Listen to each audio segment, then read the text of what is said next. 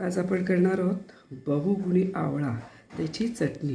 एकदम साधी सिंपल आहे, पण चवीला खूपच छान लागते आणि आवळा पण असा आपला पोटात जातो. आता बघा, मी आवळे घेतले, जसे 2 मोठे आवळे घेतले, कापलेत. कोथिंबीर आहे, नारळ आहे आणि आवळा असेल तरी पण लिंबू टाकायचा, त्यामुळे चव खूप छान येते. कढीपत्ता हे 4 मी बघा असे जास्त घेतले, म्हणजे हे 4 दांड्याच घेतलेत अख्ख्या. मिरची तुम्हाला पाहिजे तशी, आणि जिरं, साखर, काळं मीठ आणि साधं मीठ, हे सगळं आपण वाटतो आहे छानपैकी.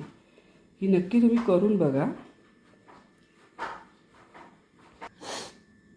हे सगळं आपण वाटतो आहे. कढीपत्ता जेवढा चांगला जास्ती घ्याल ना तेवढं चांगलं. आणि ही आपण आता पाणी टाकून वाटून घेऊ. आपली चटणी तयार आहे बघा. नक्की अशी करून बघा.